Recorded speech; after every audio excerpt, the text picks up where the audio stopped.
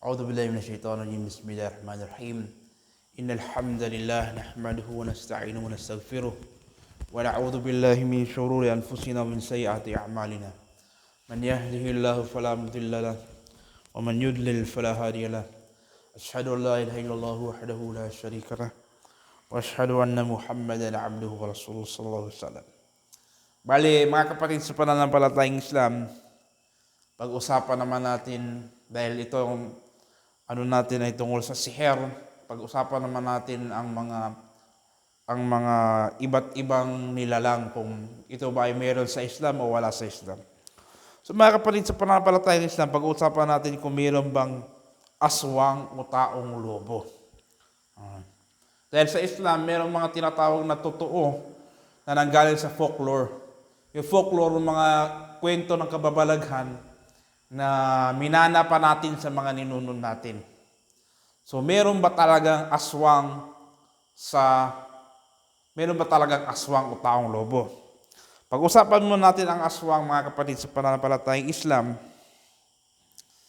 Sa totoo lang po, ang aswang, mga kapatid, sa pananampalatayang Islam ay hindi po totoo.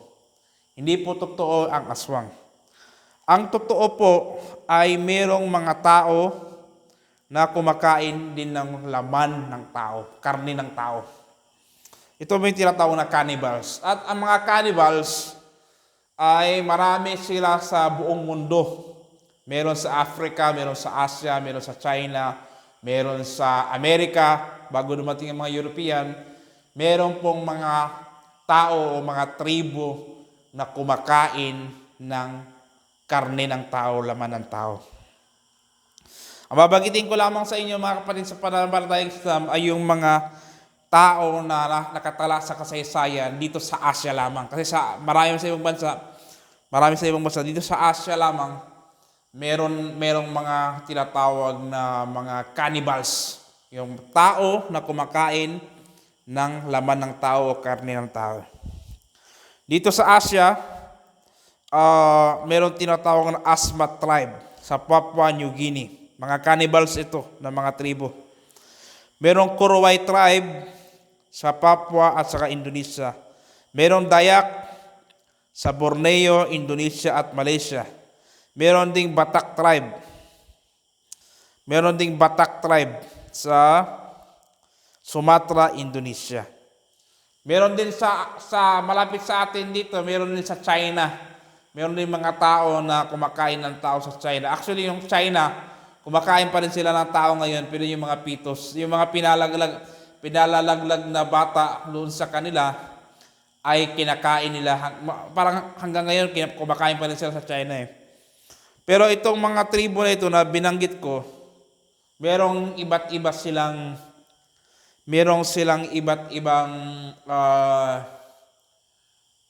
dahilan kung bakit sila kumakain ng tao, bakit sila kumakain ng karne ng tao.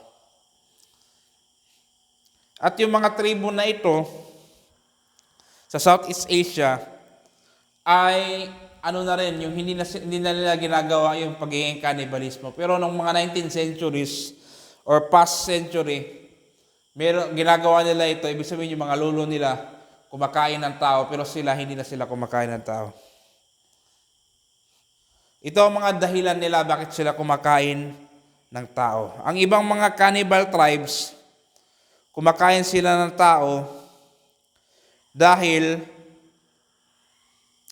meron silang, yung iba sa kanila may paniniwala na meron silang makukuhang kapangyarihan kapag kinain nila yung tao. Ang iba naman sa kanila ay kumakain ng tao bilang paghiganti o parusa. Kasi merong siyempre yung sa digmaan, yung nahuhuli nila sa digmaan ay minsan kinakain din nila bilang paghiganti at pagparusa. Ang iba naman sa kanila ay kinakain nila yung mga taong mangkukulam. Mga sahiron, yung mga nagsisihir. Yung iba sa kanila, kapag may nahuli silang mangkukulam, kinakain nila yung karne nito.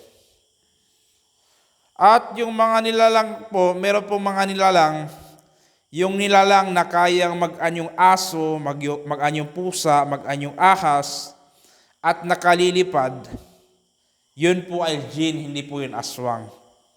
Kasi ang jin, kaya niya maging mag-anyong tao, pusa, ahas, at nakalilipad din sila. Ayon sa, nasabi ko na rin ito sa mga nauna nating halakat, ito yung mga kapangyarihan ng jin. Yung sa taong lobo naman, hindi po totoo ang taong lobo. Pero ang jin, may kakayahang magkatawang tao at may kakayahan ding magkatawang aso. Yun lamang po mga kapatid sa pananampalatayang Islam. Rabbana atina fid dunya hasanah wa fil akhirati hasanah wa qina adhaban nar. Wassallallahu nabi Muhammad wa ala alihi wasallam.